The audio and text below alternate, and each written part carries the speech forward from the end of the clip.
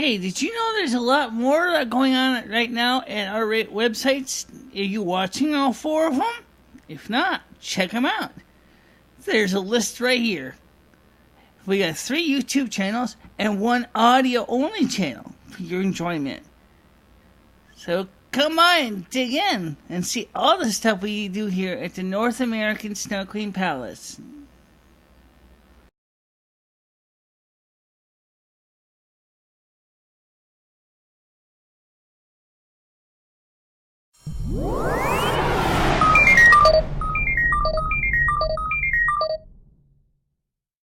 Welcome to my world. Come on in. Hello, everybody. It's MicheleMarieDalene, and today I'm going to be discussing something I was thinking about a couple days ago, based on originally a concept was originally discussed many years ago about cloning of genetic material and how if everybody has the same genetic material, which is something that Darwin would never have supported, it'd be very easy to kill one, could kill the rest of them. And then I started thinking about that, how it applies to computers, especially with all the new malware and the spyware and Trojans and all the other crap that's out there. And so I started to give it some thought. And I realized, like I said, it applies to computers. And I happen to have one of my... yeah, the cat too. He's always here. He's always here. But you're not going to bother me up today, are you? Going to let me get my demonstration done? I hope so. We'll see. This computer, by the way, is the second of the line of this computer redo. This one came out a little bit later than the original. But it certainly is a machine that is still, actually it's really the same motherboard inside, it's just a new case. I'm talking, of course, the Commodore 64 and the ever so popular Epix fast load cartridge. You don't need this really to use this, but oh well. There's a fancy story. This cartridge sold millions of these. They really did make a difference in operating the 1541 disk drive. And, but that's not the issue here, the topic, so let's just leave this off for now. This is the American version of the Commodore 64. The British version is not much different. It's just that it's got the same power supply, except of course this is wired for 230 hertz at 230 volts at 50 hertz. And their output chip is PAL instead of NTSC, but this is the American version. So if I was to demonstrate this to you on our network, we would have to find a way to convert the NTSC video to PAL, so we could show it to you. That was what I did not buy, but I did wanted to buy that, but that's another topic. The Commodore 64C, it stands for Commodore 64 Compact. Unlike the original tan bread box, this is a little bit lower height. I don't like this case as much. I like the big rounder edge of the red box Commodore 64 because it was very easy for me to get my hands, have a resting place. They try to make this more ergodynamic. As you can see, it's got a lower profile. When it comes to this computer, I don't like this case. I really don't. So what I might want to do, since it's the same motherboard inside, is to take this case off and put a regular bread box Commodore 64 out with a matching keyboard, and it would give it a nice look to it. I added something to it. You probably see it. You wonder what the hell this red button is. Well, there's a reset switch. When you press it, it brings the computer back to a cold start. By using the cold start interrupt jump on the computer processor kernel jump table. You can use this to reset the machine so it can start fresh. There are some Commodore 1541 accessories that use this signal when it plugs into the serial bus, which is this thing here. You could say this is the predecessor to USB.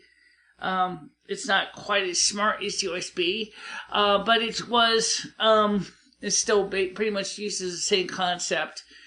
It is synchronous. It is not asynchronous, where standard USB is asynchronous. This is not. This is synchronous. Bidirectional bus. Okay. This has got the 8-pin Commodore 64 video cable connection. You can use the 5-pin cables from the older Commodore 64s that have the luminescence signal as 1-pin composite. Yes, and our cable's available for this to allow you to plug this into an S-video connection on your TV or video monitor, so you don't have to use special Commodore monitor. Because really, it is standard S-video signal. It is mono though; it's not stereo.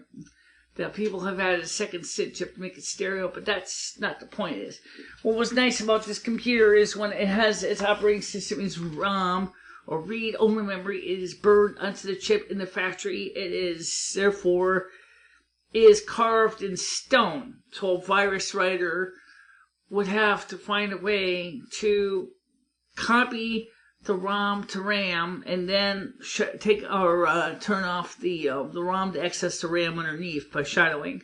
That's doesn't have an advantage for tweaking and making fine-tuning on the machine, but unfortunately it also makes the computer highly susceptible to being cracked by bad people. On the other hand, most people didn't do that. What the Commodore 64 was loved for was the fact is that it was very convenient. You just plugged in the mains power supply adapter here, your cassette player or a disk drive in here. Here's where the cassette drive goes. The serial port drive is over here, I think it is. Yep, the Commodore 64 is right here, and you're all set to go.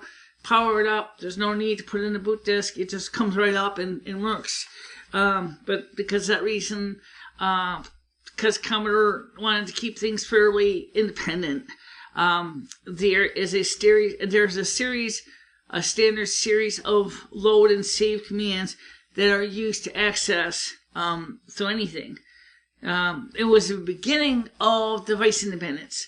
That in fact, the Commodore 1541, the Commodore 1581 works fine here. 1571 works fine in standard speed. As I said, the commands for loading and saving are the same between tape and disk, and hard drive and whatever. So it didn't really make much of a difference. Its device-specific commands could be sent using the open statement, and such as to format disks and things like that. As I said, this machine is my my second Commodore 64. My first Commodore 64 had a power supply heart attack and destroyed the whole computer. I'm really kind of frowning about it because I really miss it. It was my original bread box, and this one works. This has got obviously, unfortunately, the Commodore 64 and the 1541 and the Atari 2600 have the same problem, and that is your exposed pins of your joystick ports are right here. These, if you get careless and you don't realize, the Commodore 64 originally had a metal shield, which is a plus. As long as you touch the metal shield with your finger, and you could discharge your finger before you accidentally land on top of the pins. So what happens is sometimes when people are turning it off, is they put the finger right on top of these sockets, and they don't realize if they got any electric charge, they're going to blow out the CIA or the PIA chips, and that's the reason why these computers often break down, is because of damage to the PIA or CIA chip. The PIAs are used in the VIC-20, the CIAs are used in the Commodore 64 and the Commodore 128. Like I said, let's get back to the original idea. Back in the 80s, computers were all different. There was no two computers that were the same. They all had different processors, they all had different memory, they all had different designs. So if you were to make a virus, a Trojan for one, there's no guarantee that it was going to spread throughout the network to all the other computers. Never mind the fact we didn't have the internet back then, but let's just say we did, okay? I mean, the only way you're going to make a worm is it would have to run through using the standard JavaScript. It would have to use the most common standard to begin to impact the computer operating. But since the Commodore 64 has all its operating system in ROM, unless you're using GEOS, I did know that there were some GEOS viruses out there, but I don't really know much about them. It really was harder for a virus to really spread from machine to machine. Now, of course, this is the most common way people used to get programs for the Commodore was on cartridges. I just happened to be having my cartridge plugged in when I pulled this up, so I might as well talk about this. As I said, this is the Epix Fast Load. This is the original. I was given this for Christmas one year back in 1984, and it has been in my machine pretty much ever since. And if you look at the pins, you can see the insertion points of the pins, or so you can see this one wear on this. And yes, it still works. This cartridge was a big seller back in those days, and people still use, who have Commodore 64s, have these today. They're still laying around in their Commodore 64 goodie bag. I want to call it that. Okay, so back to what I was saying. So one of the things that was discussed in genetics, which applies to computers today, is everybody has got the same pretty much computer processors. There's two major chips still being used today, chip families, I should say. The first one is the Intel line, which is Intel architecture 64-bit and the Intel architecture 32-bit. We're just going to call that Intel because that's what it is.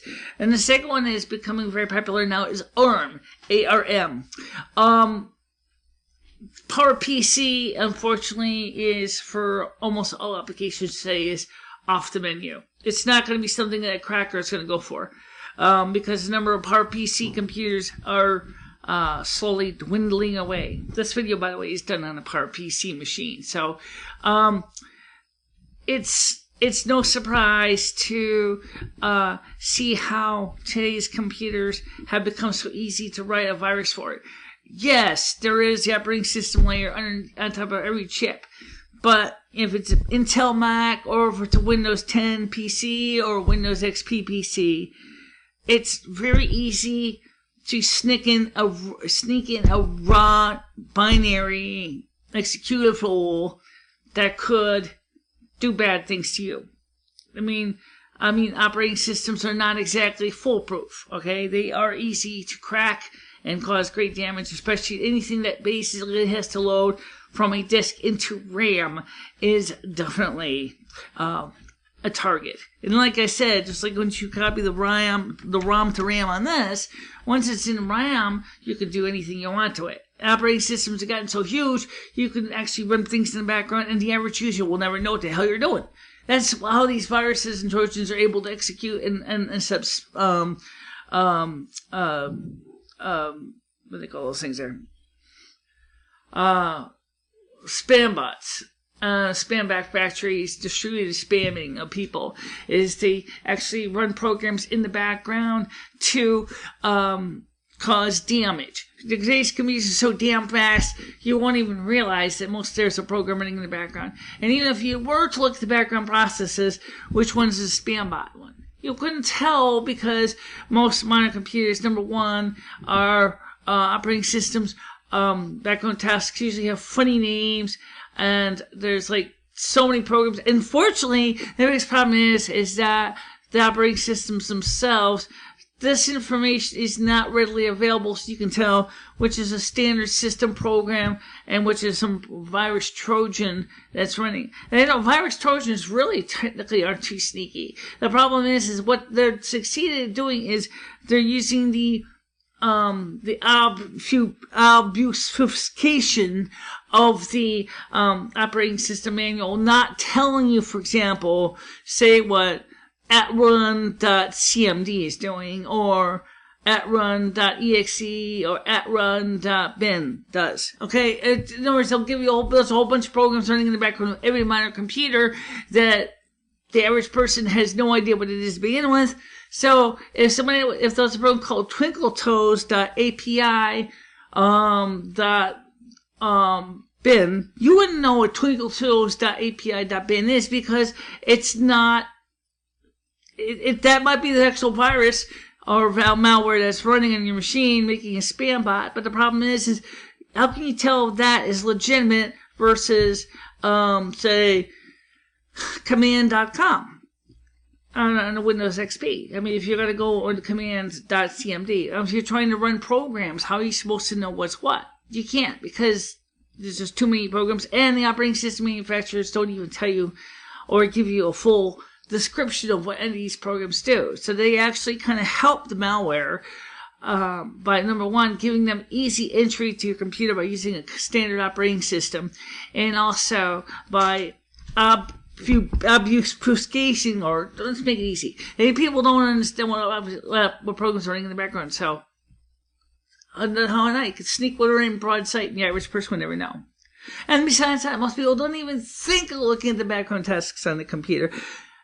I mean, I can look on the activity monitor on my Mac, and I can tell you right now, I don't even know what 1/4 of that shit is. I know it's original Apple stuff because my operating system is virus and Trojan free. But still, I got a few programs I added in there that I do know what they do, such as command drivers and things like that. And but like I said, I'm more savvy than some. Just as Lummy's more savvy with me on the spirituality stuff. Yep. So anyway, so how did today's computers compare with these computers from 1983, 85? Well, first of all, today's computers are very easily to take down with a bang, because the fact is that there are so many of them using the standard architecture or close to it. I mean, the Intel 32-bit and the 32 and 64-bit architecture chips are used in so many PCs and servers now that it doesn't really take much to figure out how to sneak a program in that's going to run pretty much the same on a Mac or PC. Second problem is that all operating systems are loaded in RAM, or in RAM, not in ROM. So it's very easy to create a modified version of the operating system, which is great for development, but once it's done, well, the average individual is like in deep guano. And Mr. Cat, I don't mind you being here, but you're going to have to let me work, okay? And every time I do a demo with this cat, is always here. So those two reasons are why the standard modern PCs are, there's two main reasons. But the third reason is simply it's not really easy to pick puns at, or pick nits at as much, is because part of the problem is user and manufacturer. The manufacturer, for example, has wanted to keep, except for Linux, which tends to be a little more easier to find information on, but even that's not always easy to find exactly what programs are running in the background and processes. Manufacturers, for the most part, like to keep their hood shut. They don't like to show you, for example, what programs are running in the background to make the operating system work. Windows, for a long time, has been in this league. And that has led to people kind of going, well, gee, I don't know what programs I'm supposed to be running in the background, and some cracker knows that. And they're going to go in there and they're going to stir trouble. Now, the hackers, the good guys, not the crackers, the bad guys, I will always make sure, that's one thing that always is a sort of thing with me, is please do not call the good guys crackers. They're not bad guys. And don't call bad guys hackers, because they're not good guys. Call them what they are. You want to call them cyber thieves? That's what the crackers unfortunately have become. So these computers here, the Commodore 64, as I said, wow, these keys are hard. Yeah. I haven't used the Commodore 64 in so long. I mean, compared to my Mac, these keys are like stiffer. They're not as spongy. Yeah, it's spongy. I think my original Commodore 64, the keys are a little softer. Those kids you beat the hell out of them, I think. Probably. But anyway, the point is that, now, and so the manufacturers have resulted in the average user unaware of what's going on, because they're keeping the stuff proprietary and they're not making it readily available to the users. And the second thing is users don't even know where to begin looking for the information to determine how secure the machine is, because they may not be fully educated. It's kind of like I was watching on a videotape of Looney Tunes, a comedy show, which is the newer one, when Speedy Gonzalez was talking about his pizza restaurant commercial for Pizza Riva. Yeah. And he said to his cook, I thought you knew computers. I used to have a computer. And he asked this guy to write the website. Well, first of all, as a very common problem even back then in the 80s was that fact is just because a person had a computer, you thought they were a computer wizard. That didn't work out that way. That still doesn't work out today that way. That's like saying it's just because you have a licensed gun owner and now you're a gunsmith. You're not a gunsmith unless you went to school to learn how to make guns. But, what are you doing? It always stays with me. You know, I think it's the cat that makes your videos more exciting. You think so?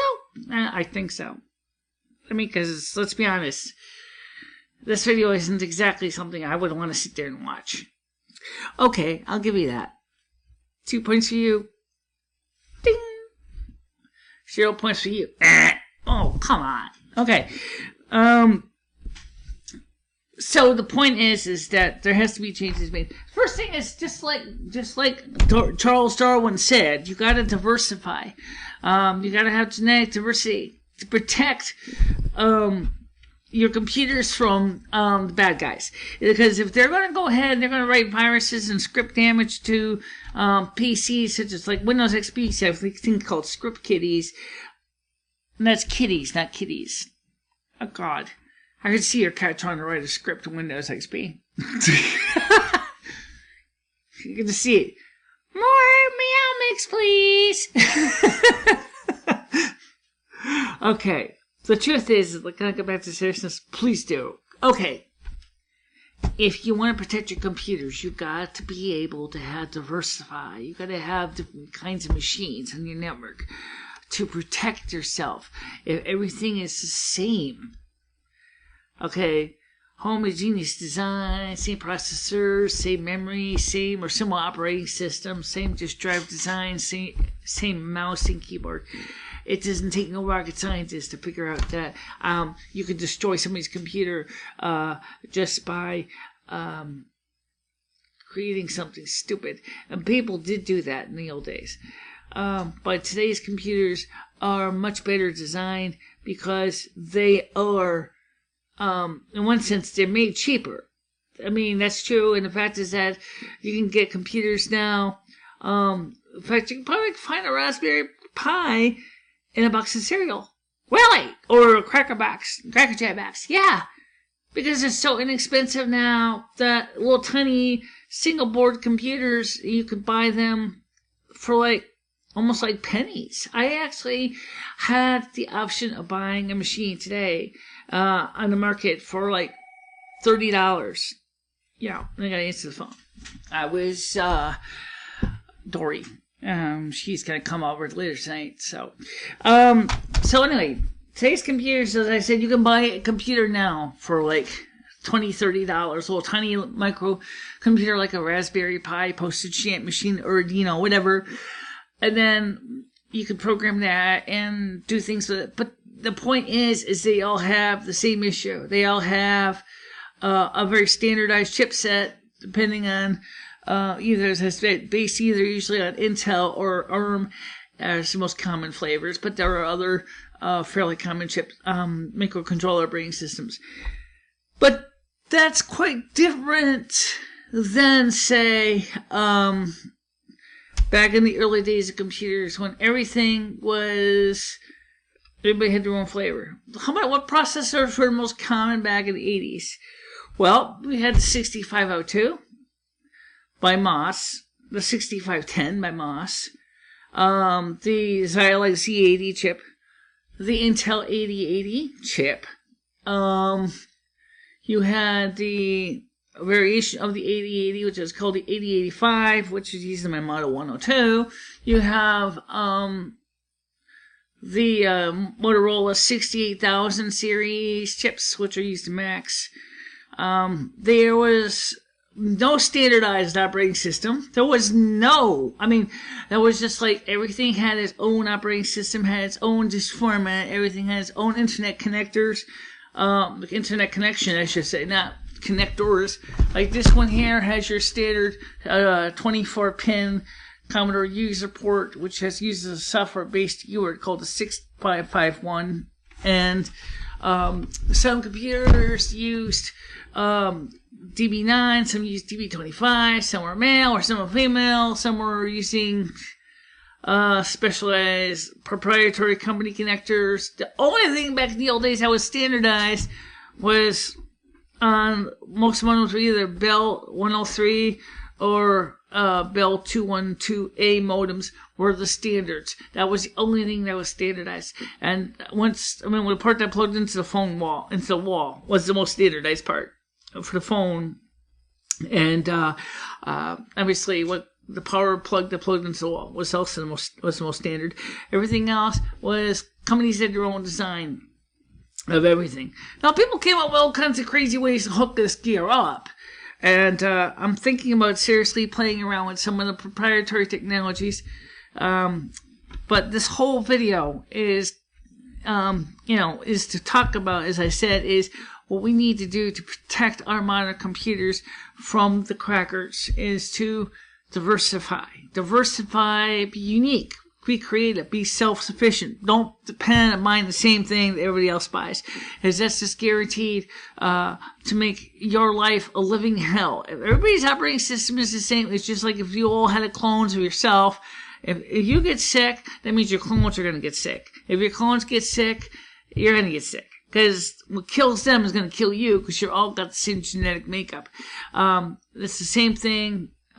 Just like when Charles Darwin was talking about diversification of the species applies just as much to computers as it does to everything else. So by the way, thank you very much everybody for your donations. I just want to remind you that it's been a real blessing that you have been helping me and want me to reach out to you, and we got a long way to go in life, but we're going to keep working on it.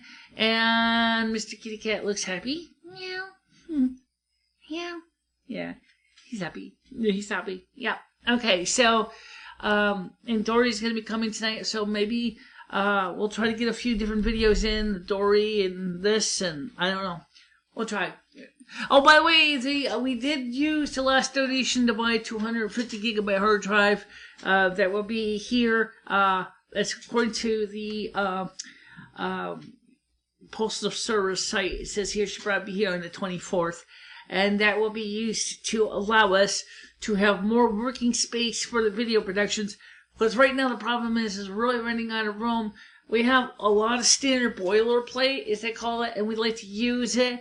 And the problem is it takes room. The things that we use standard boilerplate, as it's called, we keep in one directory partition. And the things that are our production work is in another partition. That has a couple advantages and disadvantages. Advantages is that if for some reason I erase my copy of the boilerplate off my working partition, the original original sources are safely tucked away in its original partition for the system. It also allows us to keep the fragmentation issue that can slow a computer down quite a bit. In fact, if you're really smart, you should try to make sure to diversify your technology a bit. Don't have all the operating system stuff on one computer in case a virus or Trojan comes in. Spread the love. Give the code to the other computers to hold on to at least. Back stuff up onto those discs, tapes, whatever, and then you'll always have a protection backup. And if my main Mac ever goes up in smoke, or if my Linux machine goes up in smoke, I've got this as backup. It's got a word processor, it's got a printer, and I can print and still do things. Getting things up onto YouTube with this, forget it. It just isn't fast enough to process a video. If I could manage to put a video in here, it would probably take weeks to process a video like we do. Weeks. But, well, I guess if you're desperate enough, you might do it. You might do it, yeah. Alright, so that's it, guys. But for now, please, don't forget to like or dislike, comment in the section below, share with your friends and enemies, and of course, we will get something going for you. Okay? Talk to you later. Bye-bye.